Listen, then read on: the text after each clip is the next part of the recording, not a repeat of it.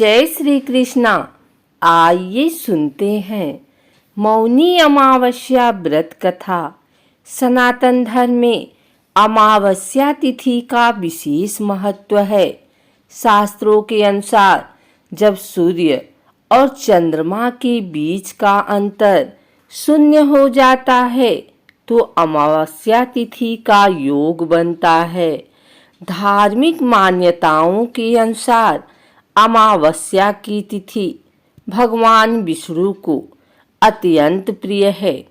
पौराणिक कथाओं के अनुसार मौनी अमावस्या के दिन मनु ऋषि का जन्म हुआ था। इस दिन मौन व्रत कर विधिवत श्री हरि भगवान विष्णु की पूजा अर्चना करने से मुनि पद की प्राप्ति होती है। इस बार मौनी अमावस्या 1 फरवरी 2022 मंगलवार को है। हालांकि मौनी अमावस्या तिथि का प्रारंभ 31 जनवरी 2022 को दोपहर करीब 2 बजे से हो रहा है, लेकिन सूर्य उदया तिथि है 1 फरवरी होने से स्नान और दान का योग इस दिन है। मौनी अमावस्या पर मौन धारण कर स्नान करने का विधान है। धार्मिक मान्यताओं के अनुसार मौनी अमावस्या के दिन मन और वाणी पर विराम रखते हुए स्नान कर प्रभु के नाम का स्मरण करने से सभी मनोकामनाएं पूर्ण होती हैं और वैकुंठ लोक की प्राप्ति होती है। इस दिन पीपल के पेड़ व भगवान विष्णु की विधिवत पूजन भी काफी महत्वपूर्ण माना जाता है। स्कंद पुराण में वर्णित एक कथा के अनुसार बिना व्रत कथा पाठ किए किसी भी व्रत को पूर्ण नहीं माना जाता है। प्राचीन काल में कांचीपुरी में देवस्वामी नाम का एक ब्राह्मण रहता था। उसकी पत्नी का नाम धनवती था। उनके 7 पुत्र और 1 पुत्री थी। पुत्री का नाम गुणवती था। ब्राह्मण ने 7 पुत्रों का विवाह करने के बाद बेटी के लिए वर तलाश करने के लिए अपने सबसे बड़े पुत्र को भेजा।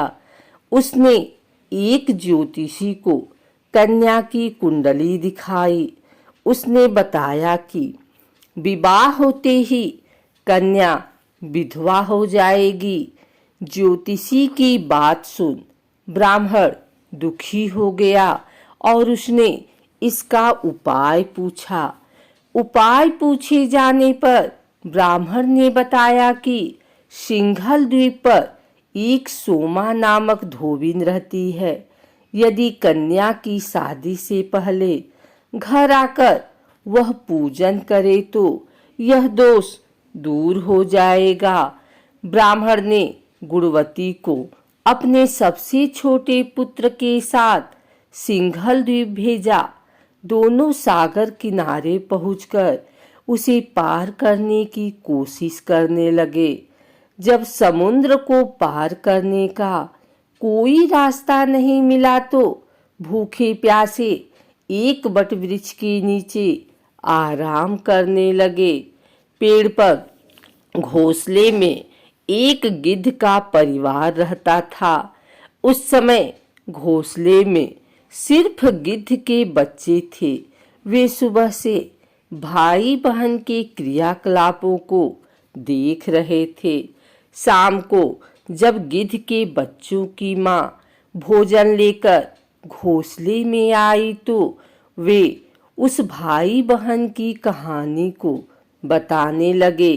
उनकी बात सुनकर गिद्ध की माँ को नीचे बैठे भाई बहन पर काफी दया आई और बच्चों को आश्वासन दिया कि वह उनकी समस्या का समाधान करेगी। यह सुनकर गिद्ध के बच्चों ने भोजन ग्रहण किया। दया और ममता से वशीभूत गिद्ध माता उनके पास आई और बोली कि मैंने आपकी समस्याओं को जान लिया है। इस वन में जो भी फल फूल मिलेगा मैं आपके लिए लाती हूँ तथा प्रातःकाल मैं आपको सिंघल द्वीप धोबिन के पास पहुंचा दूंगी। अगले दिन सुबह होते ही गिद्ध माता ने दोनों भाई बहनों को समुद्र पार कराकर सिंघल द्वीप सोमा के पास पहुंचा दिया। गुणवती प्रतिदिन सुबह सूर्योदय से पहले सोमा का घर लीप दिया करती थी। एक दिन सोमा ने अपनी बहुओं से पूछा कि प्रतिदिन सुबह हमारा घर कौन लीपता है। बहुओं ने तारीफ बटोरने के लिए कहा कि हमारे अलावा और कौन ऐसा करेगा, लेकिन सोमा को उनकी बातों पर यकीन नहीं हुआ और वह यह जानने के लिए पूरी रात जागती रही। तभी उसने सुबह गुणवती को घर साफ करते हुए देख लिया और उससे उसकी परेशानी पूछा। गुणवती ने अपनी परेशानी बताया, जिसे सुन सोमा चिंतित हो गई और उसके घर जाकर पूजा पाठ करने के लिए तैयार हो गई।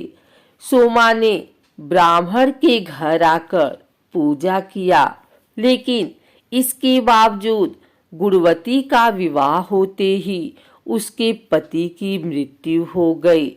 तब सोमा ने अपने सभी पुण्य गुणवती को दान कर दिया, जिससे उसका पति जीवित हो गया।